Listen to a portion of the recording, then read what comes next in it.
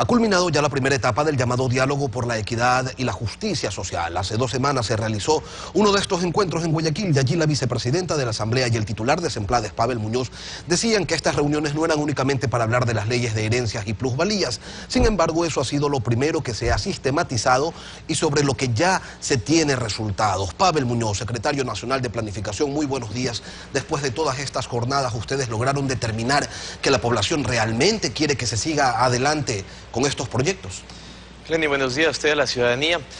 Lo que hemos tenido es un proceso abierto, democrático, donde la gente se ha podido expresar en distintos ámbitos. Ha reconocido lo hecho por el gobierno, ha criticado algunas cosas faltantes, ha pedido una mejoría de la política pública existente y ha planteado cosas que nosotros le preguntamos también a la ciudadanía cuando iniciamos este proceso. Nadie ha podido decir que esos proyectos afectaban a las clases populares y medias.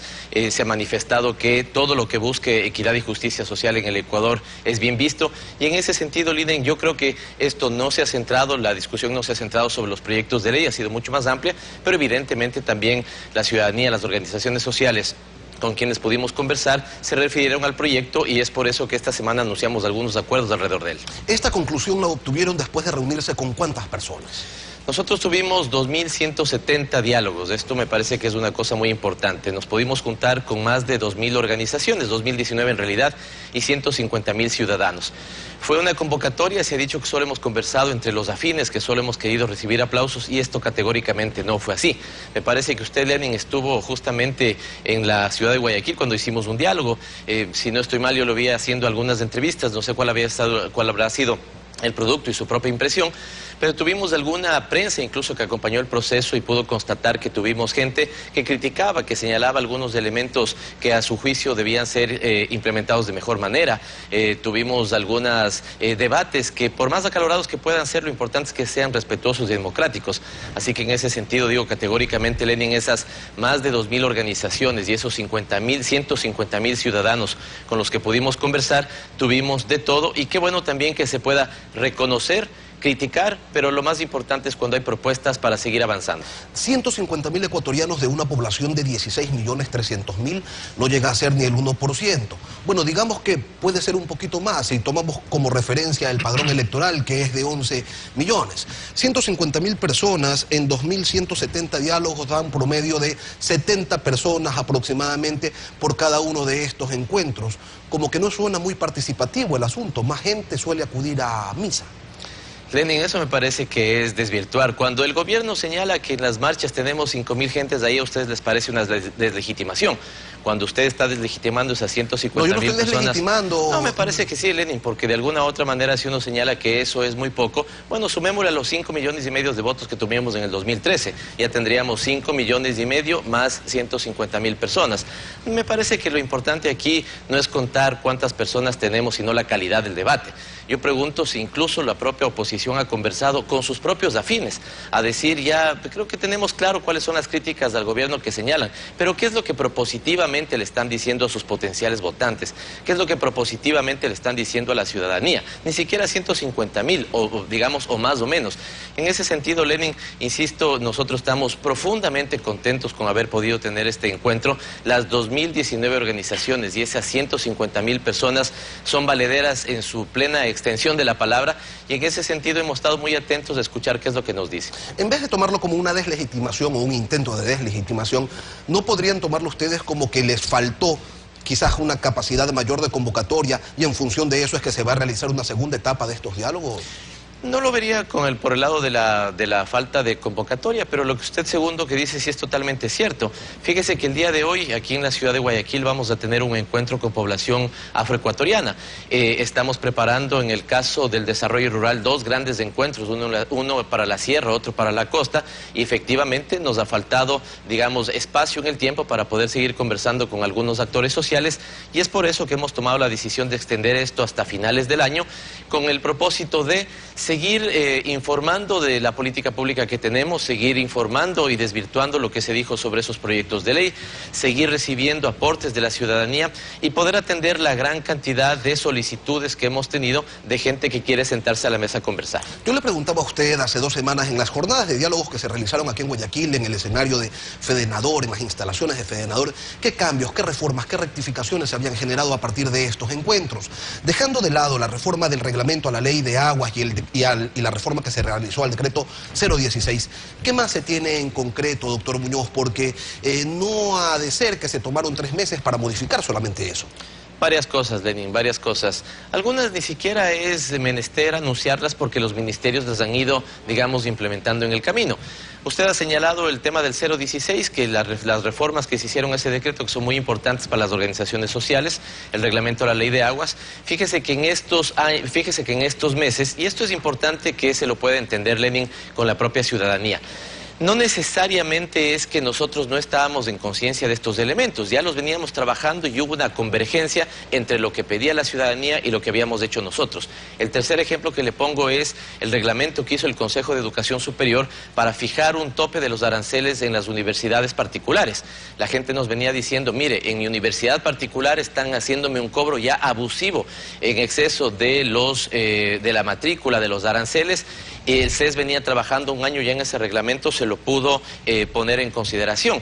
La gente nos ha pedido mucho que eliminemos algunas trabas burocráticas ociosas y saben que el gobierno nacional ha declarado una guerra a la tramitología que no tiene ningún sentido. Pudimos detectar también, Lenin, la diferente implementación de la política pública que se da entre un territorio y otro. Déjeme ponerle un ejemplo. Si yo voy a sacar un registro sanitario en la ciudad de Quito, en la ciudad de Guayaquil o en la ciudad de Latacunga, lastimosamente los mandos medios que están encargados de dar este servicio piden requisitos en algunos casos, en alguna de estas 3 ciudades que no son necesarios. Así que hemos detectado cosas como estas, Lenin, y nos ha permitido hacer correctivos en el camino. No solamente eso, el día que yo anuncié los resultados de estos diálogos, pude decir también que sobre las iniciativas de ley nadie pudo demostrar que habían sido previstas para afectar a la clase media, a la clase baja. Eso fue categórico, nadie lo pudo mostrar, y es por eso que nosotros hemos decidido no enviar esas leyes sino hasta el 2016, previa a una evaluación. Es decir, en lo concreto, porque veo que muchas noticias empiezan a desvirtuarse en ese sentido, hemos extendido el diálogo hasta diciembre. En diciembre volveremos a hacer una valoración. Si en diciembre se ve que hay un ambiente positivo para que se pueda seguir discutiendo esas leyes, se lo planteará y se enviarán, si no, no. Pero lo importante es reconocer que independientemente de eso, ya podemos tener algunos acuerdos. Los sectores empresariales decían, mire, ¿por qué para negocios en marcha no deja una tasa del 17.5 como es la existente? De acuerdo.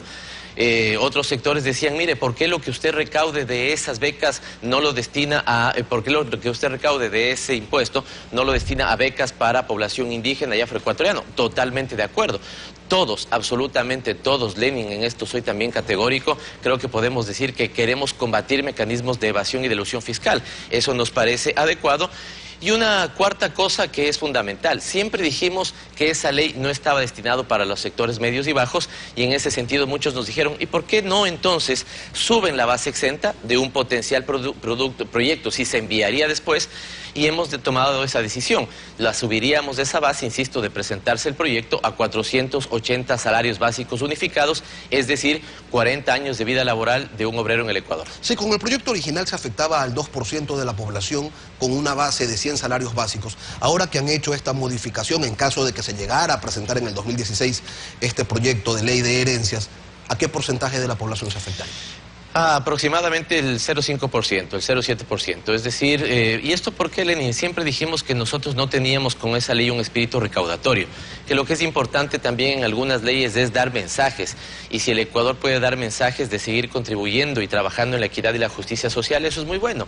Recordémosle a la gente que nos hemos convertido en estos 8 años en uno de los países más equitativos en América Latina, pero lastimosamente América Latina es el continente más inequitativo del mundo, así que eso es penoso que relativice nuestros esfuerzos, pero es bueno que sigamos trabajando en la búsqueda de esa equidad. ¿Y esto por qué, Lenin? Yo siempre desde el inicio señalé una frase que a mí me parece que es bastante decidora. Si el 1% de la población mundial concentra lo que el 99% necesita, es bueno entender para ese propio 1% que su bienestar depende de cómo viva el otro 99%. ¿Eso qué significa? Que el tema de la equidad no es bueno para las clases populares, sino bueno para toda la sociedad, y creo que el diálogo ha contribuido para que tengamos conciencia de ello. Dentro de estas conversaciones, ¿ustedes escucharon, procesaron criterios similares a aquellos que generaron las movilizaciones en la capital de la República y en otras ciudades del país, a aquellos que motivaron un levantamiento indígena? ¿Hubo alguien que les dijera, no sé, que les diera algún tipo de argumentación referente a estos reclamos que provocaron decenas de concentraciones y marchas? Sí, yo digo que efectivamente hemos conversado con población que piensa distinto que el gobierno, que tiene sus críticas. Lo importante ha sido el debate respetuoso, Lenin. Yo creo que lo bueno del diálogo es que pusimos la política en la sociedad. Eso es absolutamente sano. Y me parece que en estos meses la política ha estado en la sociedad. Pero claro, la ciudadanía es la que debe escoger cómo quiere que esa política desarrollarla. Si vamos a ir por el tema de las manifestaciones, las protestas, peor cuando estas son violentas, o si más bien lo que hemos tenido también es esta opción de debatir. Y en ese sentido, insisto, hemos tenido sectores contrarios con los cuales hemos podido debatir. El debate puede ser muy acalorado, pero lo importante es que sea democrático y respetuoso, anteponiendo, no epítetos, anteponiendo, por ejemplo, argumentos, razonamientos de cómo miramos la sociedad, de cómo miramos la política, la economía, y eso lo hemos podido ver. Yo he estado en muchos lugares del país y he estado muy contento de que así se desarrolle el debate. En ley de herencias se han planteado algunos cambios. ¿Sobre ley de plusvalías también están operando de la misma manera, o eso sí se lo podría presentar tal cual la primera vez? No, tampoco hemos tomado la decisión de presentarlo categóricamente en el año 2016. Se hará lo mismo, evaluaremos al término de proceso y veremos si es que hay las condiciones.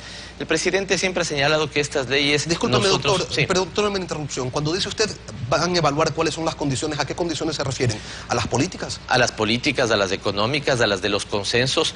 Cuando nosotros iniciamos este proceso, el 60% y un poco más tenía alguna preocupación, duda o rechazo sobre las leyes. Hoy ese porcentaje ha bajado al 38%.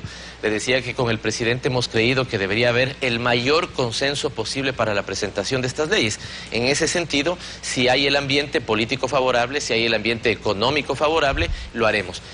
Así que, Lenin, usted me preguntaba sobre leyes de plusvalía, es del mismo caso, pero ahí quiero rescatar dos elementos fundamentales. Los gobiernos autónomos descentralizados creen que esa ley es buena, les va a permitir a ellos tener recursos para hacer agua potable, alcantarillado, que son cosas que apuntan también en la lógica de disminuir pobreza y por lo tanto tener más equidad y justicia social, y la ciudadanía también le parece que es bueno combatir los mecanismos de plusvalía. Así que, Lenin, yo hago una valoración absolutamente positiva de este proceso de diálogo. Pavel Muñoz, secretario nacional de Planificación, gracias por acompañarnos esta mañana en Contacto Directo. Un gusto.